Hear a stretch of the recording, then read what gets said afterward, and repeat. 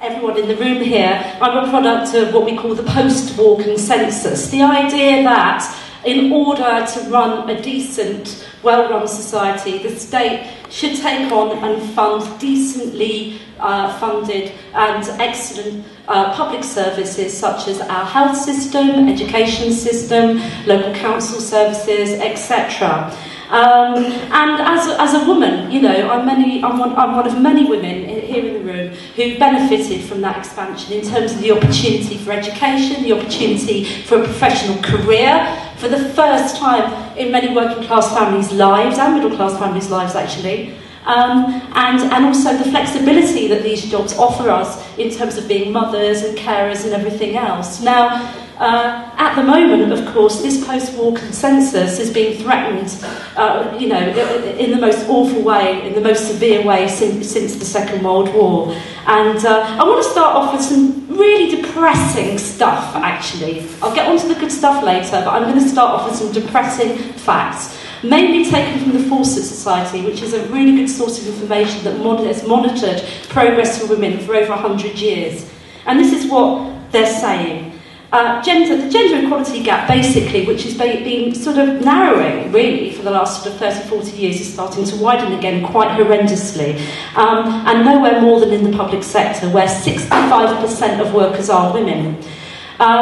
700,000 jobs are to be axed. 250,000 of those have actually already gone.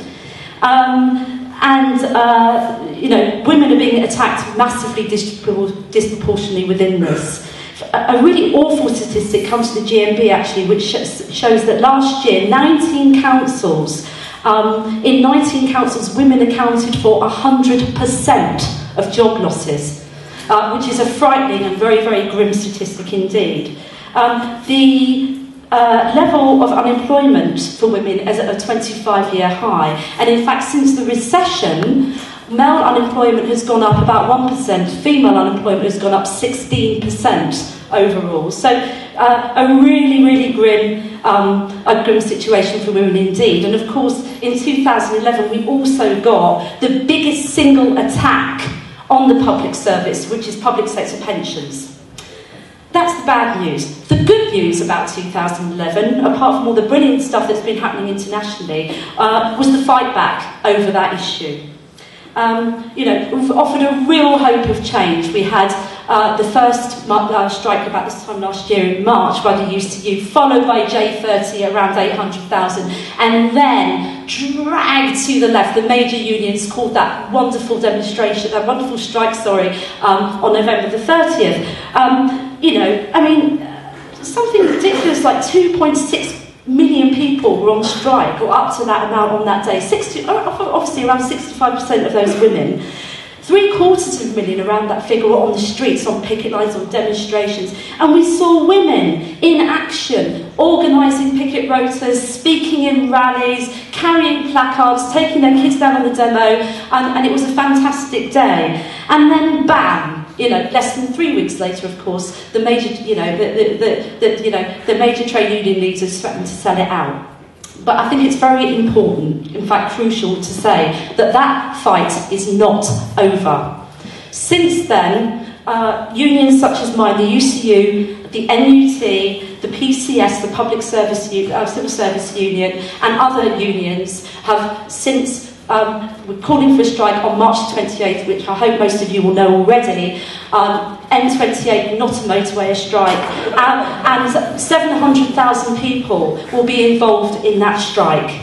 And many other unions, by the way, are in dispute and could follow on. Now, the good thing about this, that makes it different from N30 in a way, is that this isn't TUC-led. So we're not talking about one day of action anymore. We're talking about sectional and national disputes to follow, rolling action, 3 days, 4 days. And I think there's a whole lot we can win out of this, actually. It's not a lame-duck dispute at all. This strike is absolutely crucial now to shift the balance of power back again in our favour. There's absolutely no doubt about that. The attack on working class is so huge that the best chance we've got of defeating this government is action. I think we saw that, a couple of weeks ago with the right to work stuff and the work fair. You know, this government is vicious, it's nasty, but it's weak and it's unpopular. And there's an open door there ready to be kicked open. And we saw how that door could be kicked open last week and the week before. You know, by the end of the week, the major corporations were backing down. They knew that what they were doing was massively unpopular. So there's everything to win here. We can create a surge of confidence in this strike. This is, you know, the start of it, where we can start to beat back the NHS, give confidence to the movement against the NHS attacks. Give confidence to the attacks on education that we've got at the moment. You know, free schools, academies, the white paper in higher education, the privatisation of colleges, the capability procedures that are being put in place to get rid of activists and everything else that's going on.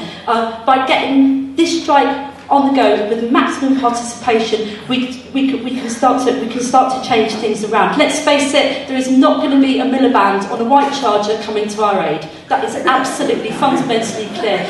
You know, it's up to us as a class to do this, and women have to be absolutely, completely central to that. It's the spirit of International Women's Day. The whole thing started by garment workers in New York going on strike. The Russian Revolution started by textile workers in St. Petersburg, women going on strike. M28, you know, is our opportunity. We've got to get the ballots out, the consultative ballots have got to be good, we've got to get that done. We need all the support of the students, you know, everyone that we can on the day, and fight for real human liberation. Where women play an equal part, and where Cameron and his horrible, vicious, neoliberal mates are kicked into the dustbin of history.